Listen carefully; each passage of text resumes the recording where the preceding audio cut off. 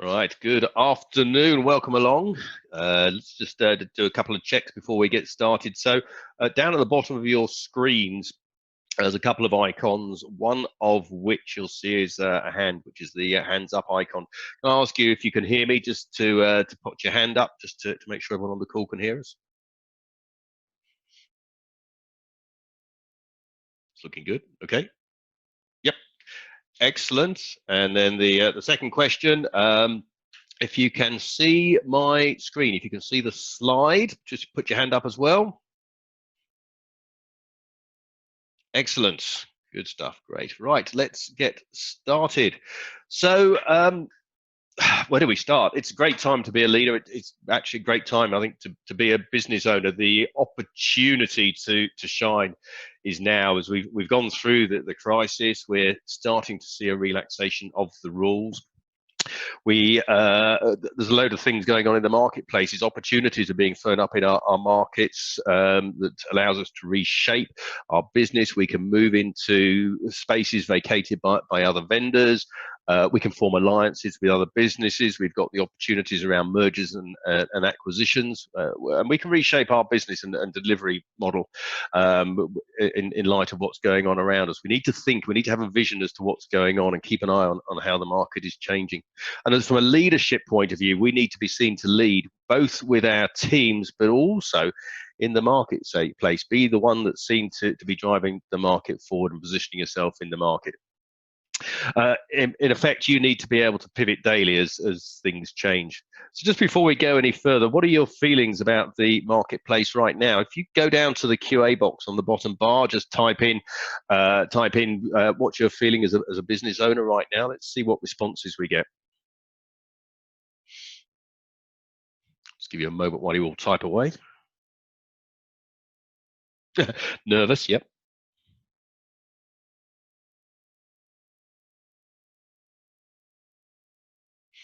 Mm. Excited, not entirely sure what I feel. And I guess all reasonable responses as well as we uh, as we go through the crisis. It's one thing we know for sure is that we're not going to return to business as normal. We're not going to return to where we were before COVID-19 and the lockdown started. Or another one that's just come up: construction site not really open yet for us to do our jobs. Yeah, fair point.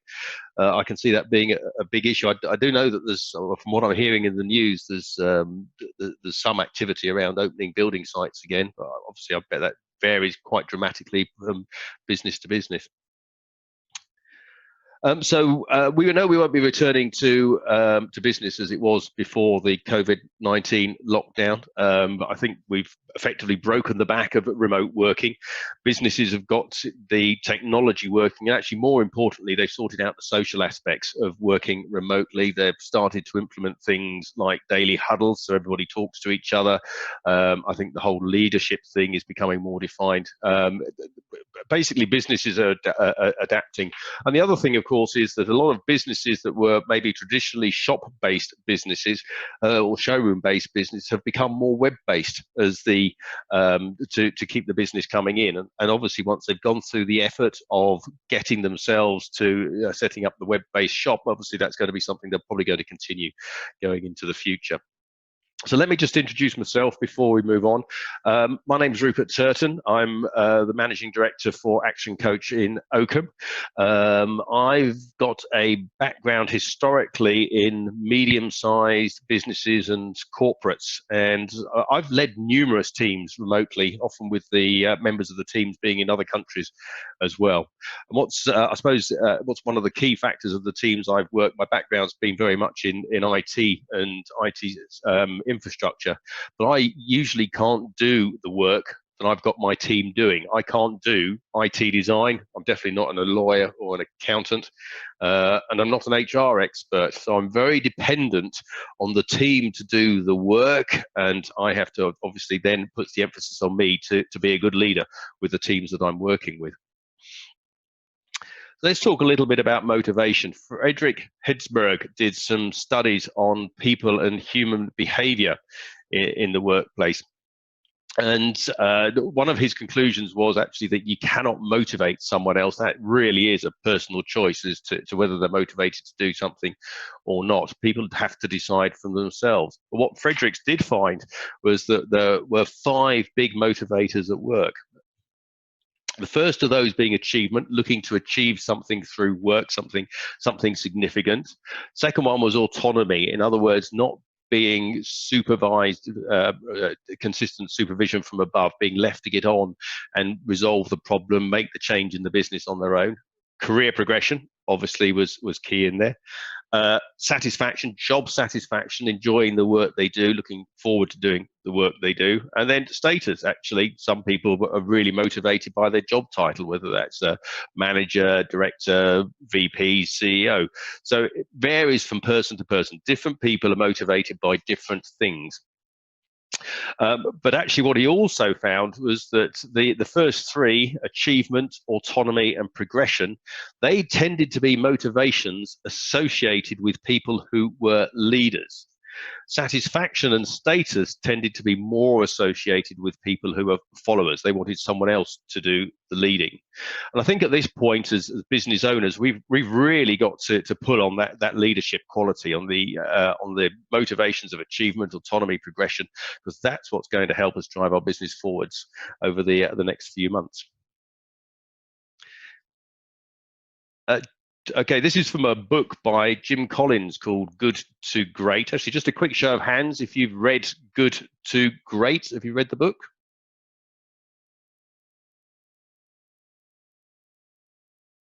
Okay, a couple of you. So Good to Great is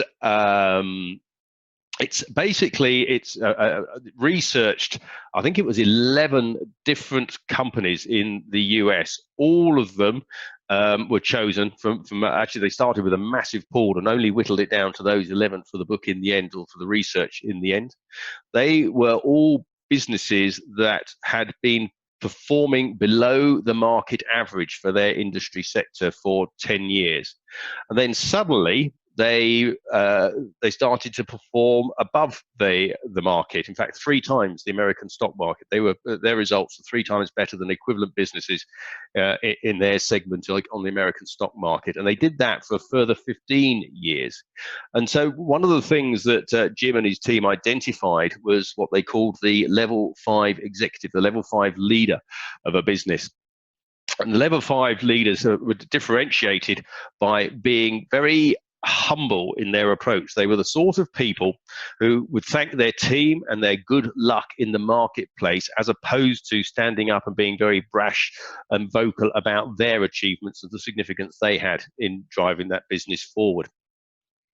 So Jim's basically identified the 5 levels. First of all, the level one, the highly capable individual. Level 2 is that individual becoming a team member and then becoming a competent manager to lead a team of other individuals. And then effectively moving up into level 4 as the effective leader. And in the book talks mainly about the level 5. In fact, it hardly touches on the other 4 levels at all. It's very much focused on the qualities and how the level 5 leaders behave. So take a moment, just sit back and work out where you think you are. Be honest with yourself, but where do you think you are on that table at the moment? What level do you think you are as a leader?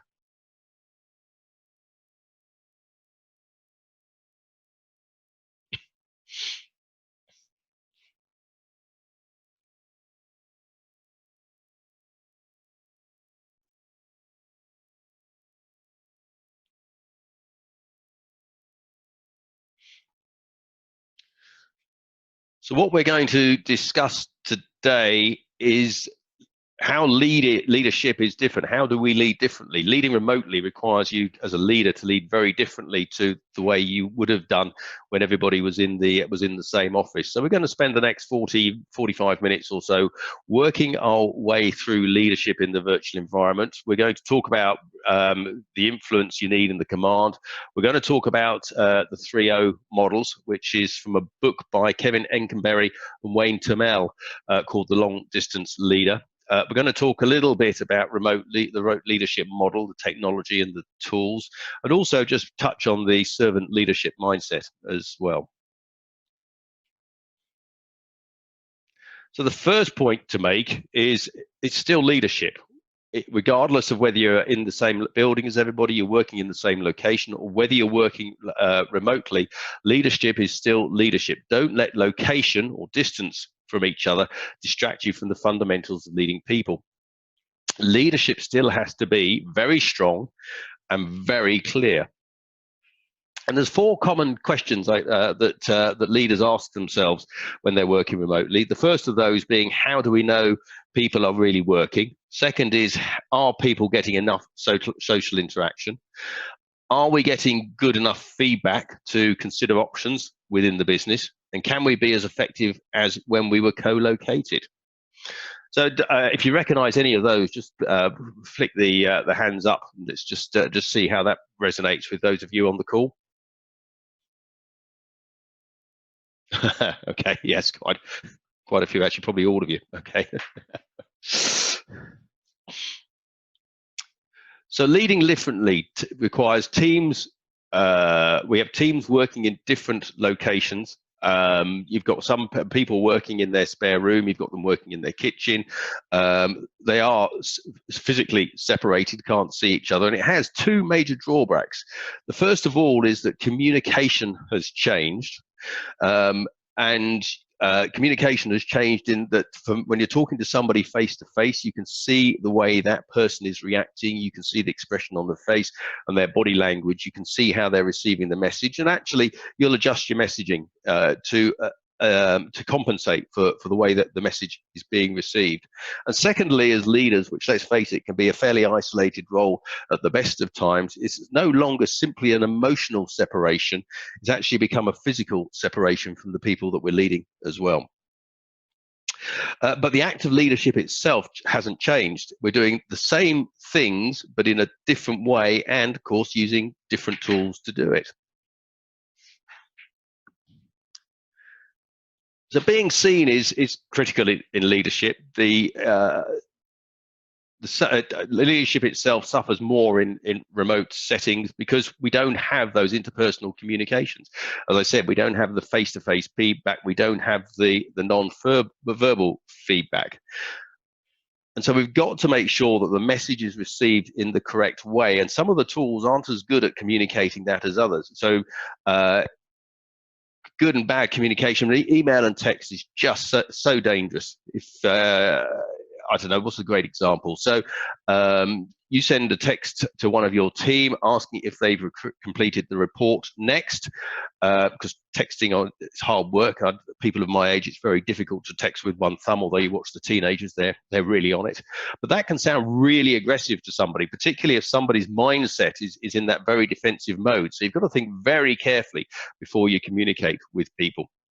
And there's different means of communication. So think to yourself a little bit about what you can do to improve that interpersonal communication between people. Is that as simple as using video conferencing, so you've actually got that physical interaction, people?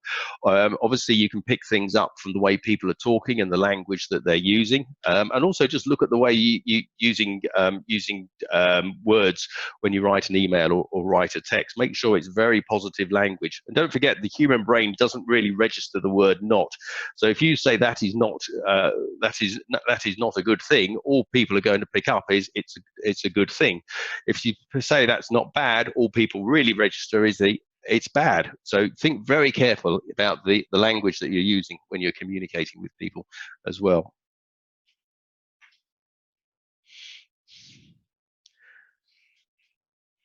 So Kevin Engberry, Wayne Tamel, in their book, The Long Distance Leader, they talk about the 3 gears. The 3 gears being the leadership and management gear, the tools and technology gear, and the skills and impact gear. So leadership and management gear fundamentally remains the same as we do today, which is displaying the behaviors we are expected to exhibit. So it's the same as it's always been. The difference being we have to be much clearer, much more consistent as as leaders. Secondly, these slightly smaller gears, so these are proportional to their importance as well. Sorry, I should have mentioned that. So the leadership and management gear is the most important. The tools and technology, second most important. Bear in mind, as leaders, we may not be comfortable with the technology that we are using. So we may find that we're falling back into the tool that we are most comfortable with simply because we understand how that works, but it may not be appropriate for the job that we are trying to do. And the third gear is the skills and impact of us and our team and our ability to do the jobs. So if your team have historically, when they've been working together, been able to do the finances on a spreadsheet, actually you may find now they're working remotely, you need a better tool, maybe something like Xero that's cloud-based to allow them to work more effectively.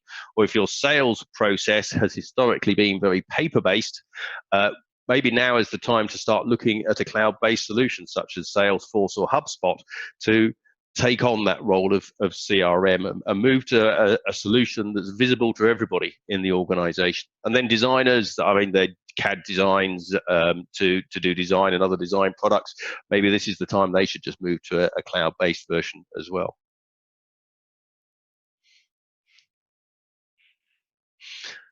So leading requires a focus on the 3O model. I mentioned this right at the beginning. And the 3 O's are the outcomes, others, and ourselves. Let me just take a moment to talk you through those as well. So the outcomes, that's the desired outcome for whatever the organization is, whether that's the entire company or a group or an individual person. But it's making sure that our communication is directed to that outcome. And the barriers, of course, with when we're working remotely is isolation. It's the lack of environmental cues, and it's also the lack of repetition of the message. When you're working in an office and you're talking to each other on a daily basis, working in the same environment, you've always got the message being repeated in different conversations around the room. As a leader, as you talk to people, you'll be repeating the same messages day in, day out. So people get to pick up on them. When you're working remotely, you need to be very structured in the way that you communicate that message to your team. Secondly, it's others. You cannot do the work of your entire organization. So whatever outcome you need as a leader, that has to be obtained through working with the others in your organization. And to achieve that, you need to really focus on what you're asking them to do. Get them to buy in, give them the focus on the activity and their understanding. And the more you are working with your team, the more influential you'll become. And secondly, of course, the more engaged you are with the team, the more you focus on them, the better they'll perform. And then thirdly, ourselves. We have to have a belief in what we are doing, where we're taking the company and what we're asking the company to do. How you lead is very important wherever you're working, whether that's in the office or working remotely. And also note when you look at this list that it's outcomes and others that become before ourselves as a priority order there. So despite the fact that we are leading, we also take on the servant leadership principle. So we are setting the lead, but at the same time, our role as leaders is to support our team to enable them to achieve their objectives. So if you like, we're at both sides of the sandwich.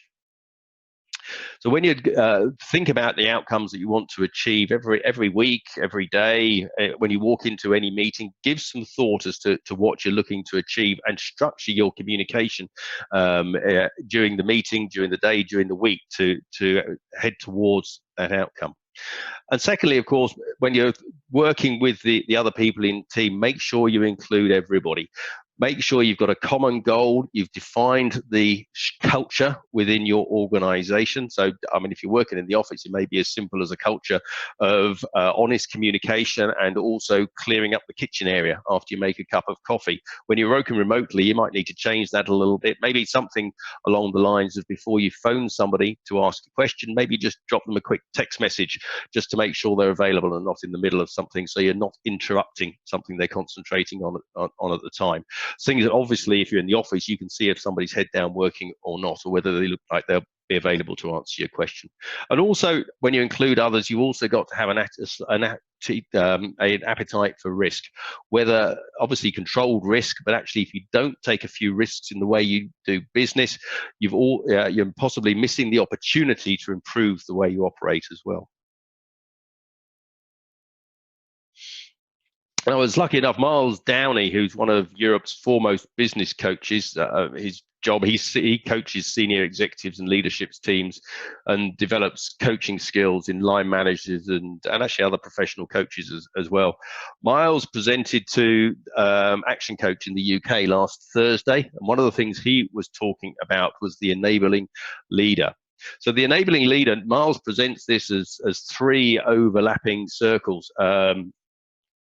And in each of those circles, there's three items. They've got the why, the what, and the how. And think about this when you're working with your staff, when you're delegating, when you're asking them to do something. So I'll start in the middle of the table. So the what. The what is what you're asking somebody to do. So it's the specific you're looking for. It's giving them a task. It's defining what the task is going to be. And in particular, defining what the outcome is going to be. So what you want them to deliver back to you. Giving a clear description of what they're doing. It's explaining the quality criteria. It's explaining when it has to be completed by. It's explaining how you're going to monitor it. The how is working with the team member to understand how they are going to achieve the what. So it's working through with them what's the best way to deliver whatever you've asked them to deliver. Now, the how is not, we have to be very careful as leaders and managers that we don't tell our staff how to do the job. We need them to come to that conclusion on their own to get the best effect. It is very tempting just to tell everybody to do it the way we would do it, which may not necessarily be the best way in any case, but of course it loses that tie-in from the team as well. Now, within the context of that, having asked somebody to go and do something and told them what you want to do, you've also got to put that within context of the wider organization, the wider project, the wider team. And that's the why. That's what we do as leaders. So if you look at the way Miles positions this, he talks about the why being leadership. That's where we position the business. That's where we're taking the business and how we communicate that down. That's where we want the business to become. The what is the management. That's the day-to-day management of the business, the day-to-day delegation of activity and supporting of our staff. And then the how, that's basically us working to coach our team to allow them to get the best results. So you have that hierarchy, that, if you like, that waterfall down from the why through to the what and then to the how of what needs to be achieved. And all of that has to take place in the context of a relationship between you and your team members so that they are happy to have these conversations and ask the questions and probe a little bit, have fairly open dialogue about what you're looking to achieve and how that fits into their bigger picture.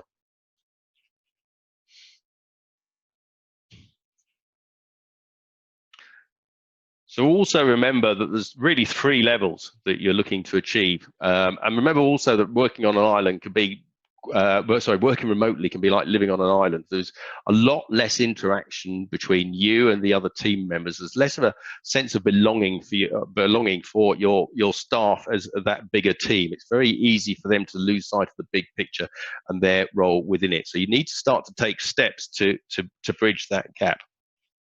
So first of all, you need to think about the organizational outcome. So setting clear targets for the business, but also frequently discussing that with your team so they start to understand what you're looking to achieve and how it's going to be shaped up. Secondly, it's the outcomes for the individual teams. People have to know what they do and how that fits into the success of the overall business, how their team activity fits into the success of the overall business, but also their role within the team. And then thirdly, there's the personal and individual outcomes. People come to work for various reasons, and you've got to make sure that what you're asking them to do aligns with what they're looking to achieve, what their personal outcomes are going to be. So take a moment. So just think about what are the goals in your business right now. And actually, if you want to type them into the Q&A box, let's see what ideas you've got there.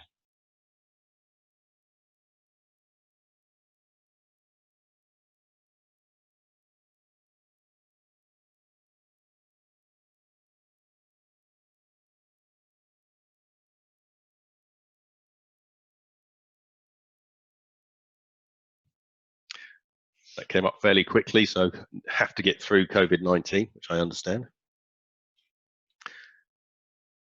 Oh, maintained growth. Yes, I suppose we could have expected that as well. Oh, and then look for opportunities in the marketplace. Yes, that's Nice one to throw up there. Interesting, actually, not that many of the goals are as COVID-19 as I expected. I was interested to see how many of you came up with very COVID-19 specific goals and how many of you were looking for the longer term. Whatever you're doing in your business, you've got to have those goals in place. And everyone has a team. It doesn't matter if you're a sole trader or whether you have a whole company working behind you. Everybody has a team, whether it's direct employees or it's an outsourced organization. But you've got to think about what are the goals for your organization, where you're looking to go.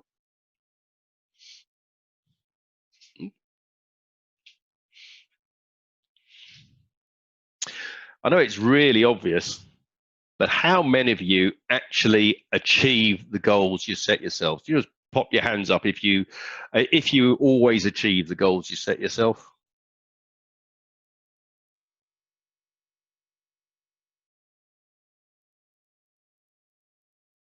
Yep, a few of you, quite a few haven't put your hands up. So it's not unusual that people set themselves a goal and it just never happens. So historically, when I've gone in to fix a broken project, after a couple of days just getting to know the team, one of the first things I do was sit them down and agree exactly what everyone was going to do, what their role was, what they had to do, what they were doing, and how that tied into the bigger picture.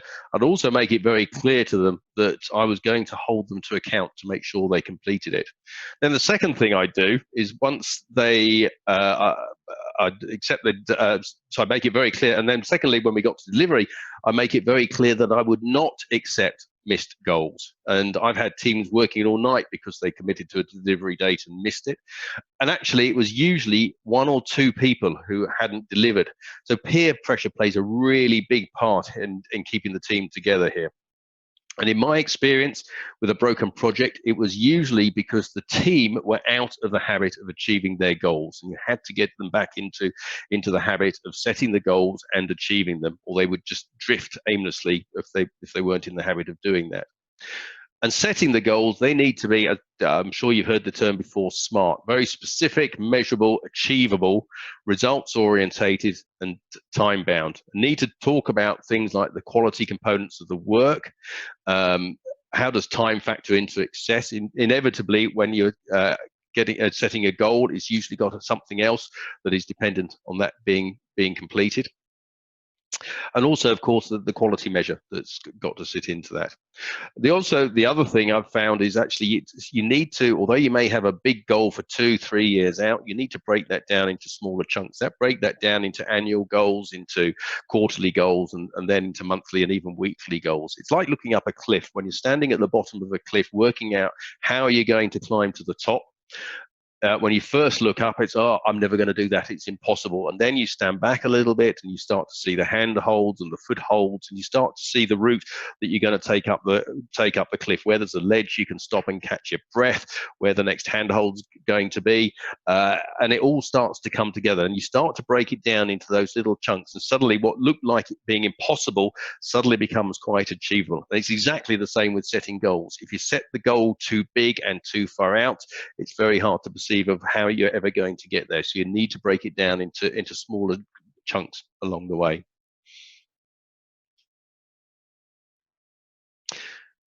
So most leaders feel they're weak at coaching. Some people we work with don't have the skills to do what we're asking, and some of them simply don't have the will. They don't have the motivation.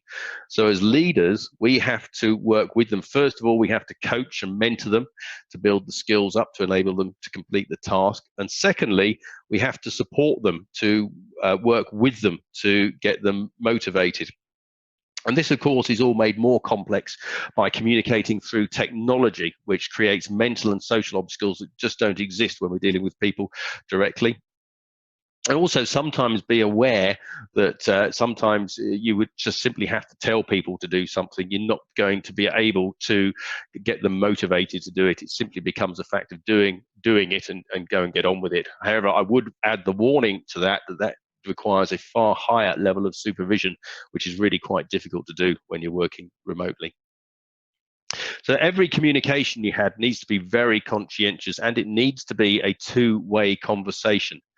Think about who is doing most of the talking. Be aware that you are not telling people what to do.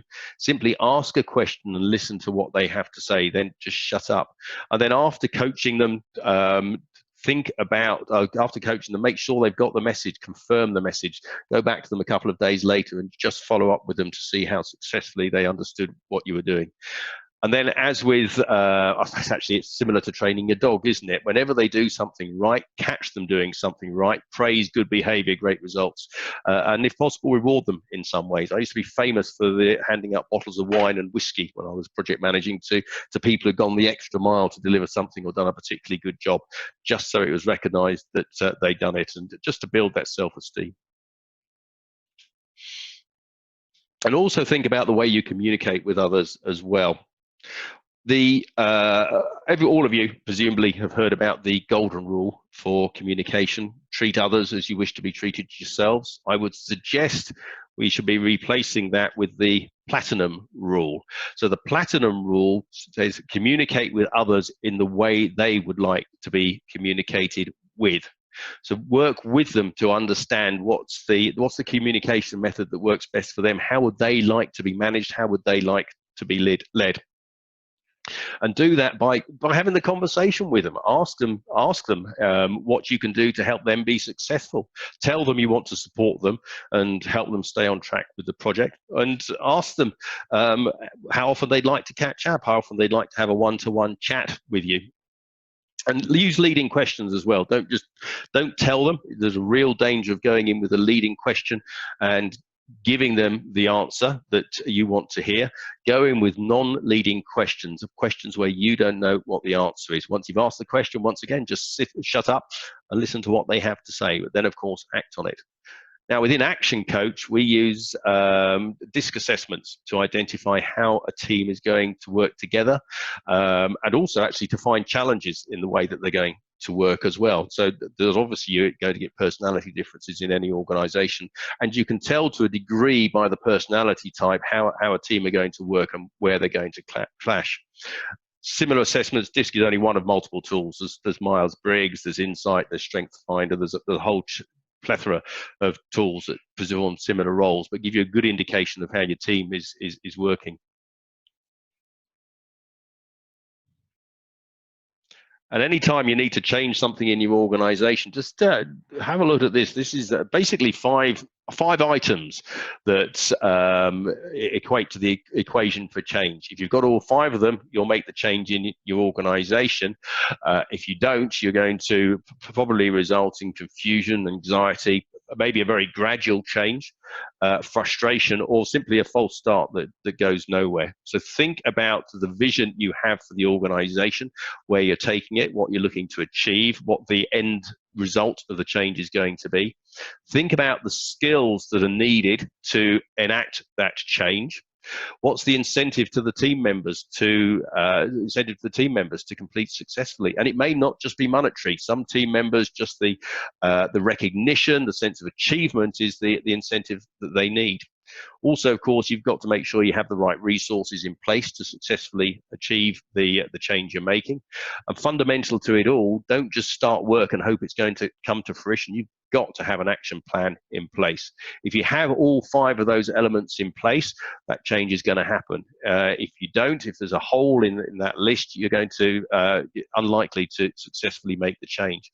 And there's a really quick exercise. We won't do it now, but it'd be worth just have a look at how you would score yourself and your business against each of those criteria, and see what the chances of successfully leading the change are within your organization.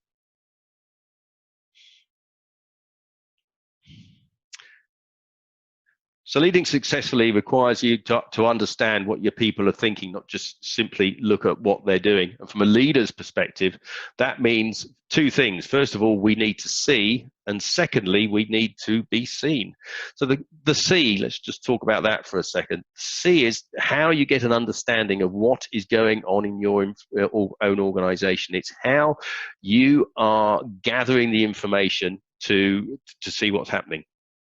So you need to make sure that your discovery process is as broad as possible for gathering that information, and it needs to be from the team and not just an isolated few individuals. Your top team or your favorite staff.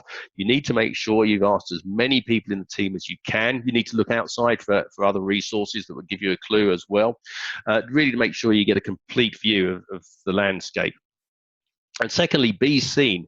Let others know how they are collecting information and how they can funnel that information to you as a leader. And also think very carefully about the impression that you are making. So when you go onto a telephone call, how you're seen in conversation, make sure that they're getting the understanding of leadership from you. So you're not coming onto a call, starting the call with, I don't know, what do you get? Oh, I've been on these calls actually. What is this call all about? Or where are my notes from the last one? Come into the call organized, knowing what you're going to talk about and what the end result of that call is going to be in terms of agreeing an outcome or agreeing the next actions. So think about how you're going to start the call, think about the impression you're going to make, think about what you're going to talk about, and then plan the call out. Have that plan in your head or even written down as to what you're going to do in the during the conversation. So building trust is harder to build and actually far more easily broken when you're leading teams remotely. So 3 items that really contribute to building trust is the common purpose, it's the competence of you and your team to complete the work, and it's the motives that you have. So for the common purpose, do you and your team have the same common purpose? Have you agreed the common purpose? Or is your expectation of what you're looking to achieve different to what your team think it is? And even if you think you're in agreement, it's often worth just sitting down and checking it. So the alignment, so you might both think you have an understanding. If you just ask people, they would all have an understanding of the common purpose. But you need to sit down and work with them to make sure that understanding is complete to both of you. Secondly, are you competent, and are the team that you're leading competent to do the roles and the jobs that needs to be done? And thirdly, the motivation. What are the motivations that you have and your team have to go that extra mile? Will they make that extra effort for you? So the more alignment of these 3 components you have, the more trust that you'll have in the organization. So think about this when you go onto a team call. Think about showcasing one of your team per meeting, somebody who's doing a good job. Let them talk about the work or the project they're doing, and then share the praise in public. In fact, it doesn't have to be that person. If somebody's done a good job, share the praise in public. And also think about how you delegate as well. So when you're delegating to your team members, delegate publicly, but make sure it reflects fairness in the way that you delegate to your team. And as always, with all leadership, you need to lead from the front. Don't push your team forward if you're not prepared to go that extra mile yourself.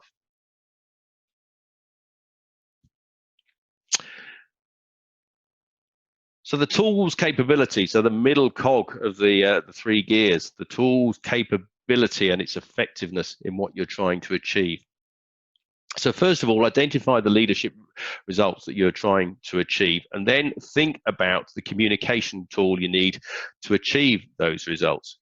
For communication to be effective and appropriate, you need to strike the right balance between richness and the scope of what you're trying to achieve. So let me just put a bit of understanding behind that. So richness is the what is being expressed. It's the one-to-one communication, it's the tone of the communication, the expression, the body language, the choice of words that you're using. The scope, that's the reach of the communication. So things like email, newsletters, recorded message, they can go out to a very broad reach. But on the downside, they do lack that richness of the 2-way interaction. So think about what is the most appropriate tool for what you're trying to achieve. So be mindful of what you're trying to get across to your team, to whom you need to communicate, and how richly that communication needs to take place. So if we look at the tools for the job, video and recorded message, they have the visual component to the conversation. You can see people's facial expression, you can see their body language, you can see how they're reacting. Think about things like common file location as well. It just makes life easier for people to identify the documents that they're needed in their day-to-day work.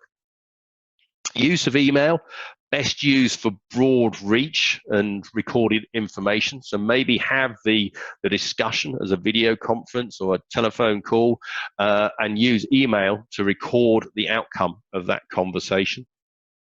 Webcam video chat, the ultimate remote communication tool. Downside being that video chat can be quite difficult to set up sometimes.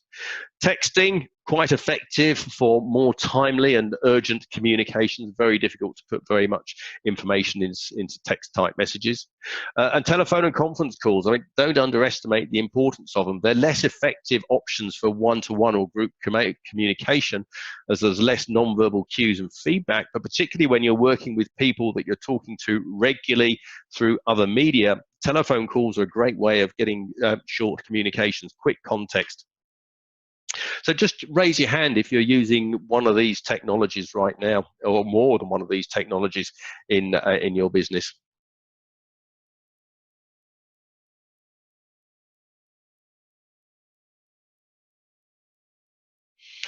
And actually, as a result of what we just talked about, are you going to do anything differently in your business as following on from the conversation we've just had, or sorry, the explanation I've just given?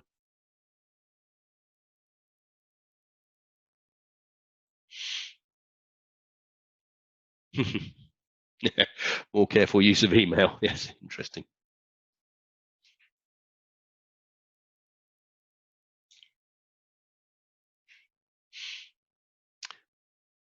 Now, the next point to come to from a leadership point of view, always be seeking feedback. Think about the feedback you're getting when you're defining outcomes, when you're working with others and yourselves, and look to see how the message is being received and modify the message as required. And also look at the existing evidence. If you have problems with people not doing what they're asked in your organization, if you've got work not being completed to the quality you would like, think about what you can do to rectify that in your business. Identify people that you can trust. So for me, my trusted advisors, obviously I have a coach, and my coach is one of my trusted advisors. My wife, Angela, one of my trusted advisors. And I'm trusted advisors to other people as well. So the people I coach, my kids, other coaches and Action Coach, we actually advise each other quite a lot on various topics that we're considered to be good at, and also other people's I meet. But also there's areas that I'm definitely not going to be somebody's trusted advisor. So if you wanted to bake a cake, I'm absolutely the last person you want to talk to. And when you're seeking feedback, ask open-ended questions and then shut up and wait to see what answer comes back. And have these conversations as richly as you possibly can. Get as much detail in there, as much understanding as you can. And don't just have the conversation as a one-off event. Have it over an extended period of time. So keep coming back and continually seeking feedback on what you're doing and how you're proceeding.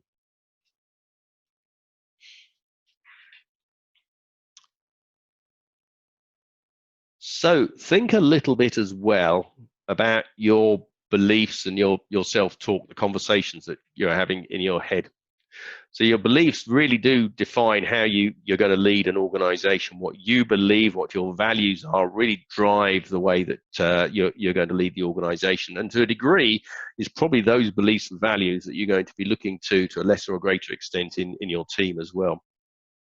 Good leaders always require a fairly healthy self-image. And you need to look out for those warning signs in your self-talk if you're starting to get into negative speak with yourself. So you've got to address that self-talk monster. So think about what the voice in your head is telling you. Is it a positive or negative message? Might even be worth taking a couple of minutes just to sit down and make a list of what you believe about yourself. And then actually, if there's anything negative on there, you can then start to change the language about that, change the way you behave to make that a more positive message. I'd also learn to accept negative feedback as a positive learning experience. And I know this is really difficult to do, but actually, If somebody goes to the trouble of giving feedback, and let's forget, if you're giving somebody negative feedback, it's quite an uncomfortable thing to do. So people have a natural resistance to doing it. Don't make it too hard for them to give you that negative feedback. So respond in a positive way. Oh, thanks for the feedback. I'm glad you told me, or I'd never improve. Make it very easy for people to criticize you, but also be seen to respond once you've taken that criticism and make changes to the way that you're behaving. So you need to find the difference between self-preservation and selfishness. You need to determine your values and use them as a way of deciding what you think is truly important to you. And remember, everybody has the same amount of time. The real question is how we're going to use it. There's 168 hours in a week. What we're actually doing with time management is deciding how we're going to spend those 168 hours. So you have to find the balance between your organization and yourself. You need to look at the organization's process and the workflows, see where you need to be involved, and you need to look at for areas where your team could handle the activity and you don't need to be involved, and make sure you then delegate effectively and successfully to your team. Invest the time in your team members to make sure they understand what you want them to do, why you're asking them to do it, and work with them to get them to a position they can complete that task successfully. And don't forget, you've also got to look after yourself. Whatever the business, you take that 168 hours, you're going to sleep for what, 50 hours of that. You've probably got to eat and drink. If you're going to have any sort of social life, realistically, there's probably only 80 or 90 hours in a week you could potentially be working, even if you did nothing else. So you've got to think about how you're spending your time and look after yourself, because you will not be able to go on for an extended period of time working 80, 90 hours a week. You've got to get that down to something that's manageable. And that varies from person to person, but work out what's manageable yourself and manage your time accordingly. And even at the moment where you've under the COVID-19 restrictions, you've maybe got staff who are furloughed, you still can't do everything. So you've got to prioritize what you're doing and make sure that you will still be able to work effectively as we go through the rest of the crisis, and so you're still effective as a leader when we get to the end of the crisis.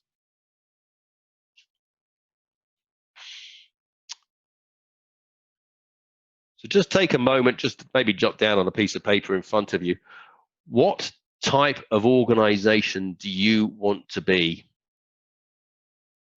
And then think about what behaviors you need to exhibit as a long distance leader, and what are the skills that need to be addressed for you to be able to do that. And then, of course, what is your plan for developing and supporting your long-distance leaders? You've got to look at how you develop yourself, but also think about the leaders in your team as well.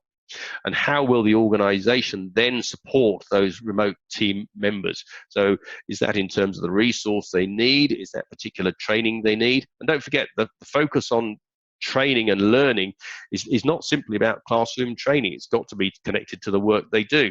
And it varies from person to person as well. Different people learn in different ways, so you need to make the learning available to them through different medium, whether that's visual, i.e. reading a book or watching a video, auditory, where they're listening to somebody explain how something should be done, or simply kinetic, actually doing them jobs themselves. There's nothing to say that training has to take place as a separate activity. It can be merged into the day-to-day work that they're expected to do. And you need to think of learning as a process and a journey. It's not just a simple one-off event. 2 hours worth of training, that's everything. They need to have it explained to what they're going to do, and then they need to be able to practice it in the workplace. So that's pretty much it. So to finish up, if you could just list the 5 ideas you need to take action on today.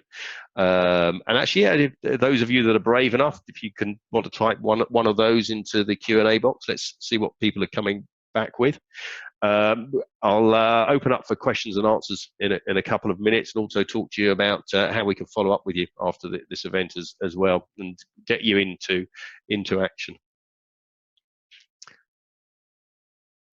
So while you're writing down the 5 actions you're going to take, let me just talk to you briefly about Action Coach. So we go to market. I'm not going to read through this list to you. You can do that when you're ready.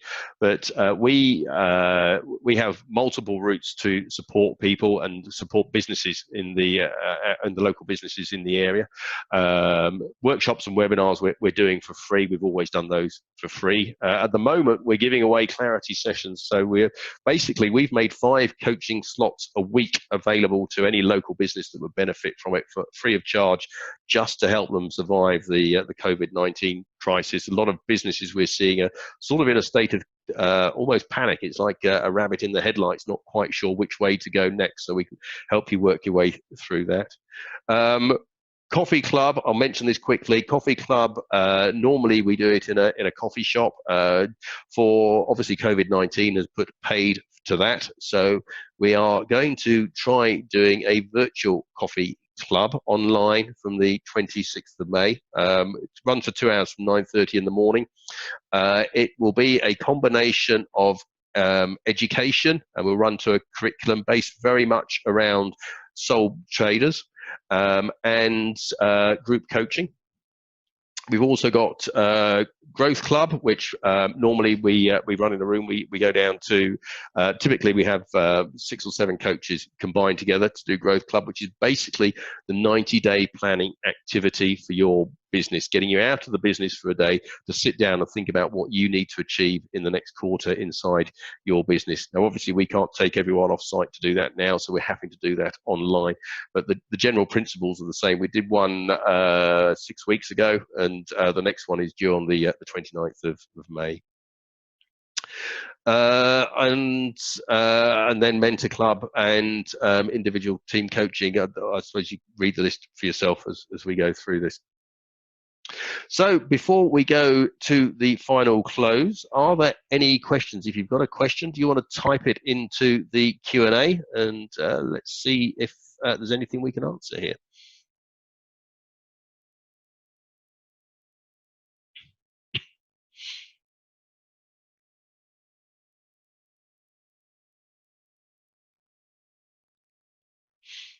Looks like I'm getting off quite lightly today.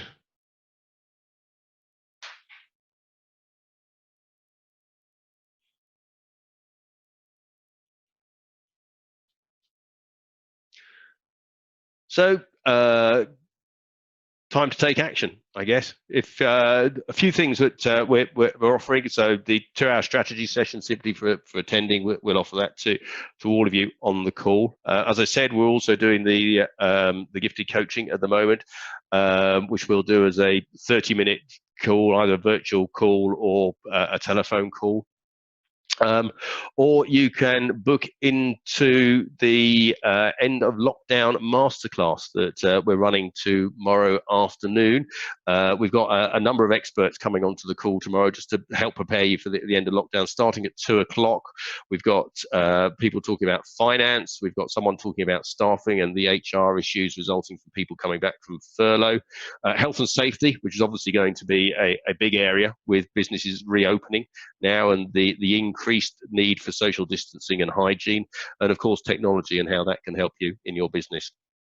If you're interested in any of those, let me launch the poll. Hopefully you should be able to see the poll coming up on the screen. Just click against any of those you'd be interested in. We'll contact you after the call and set up the dates.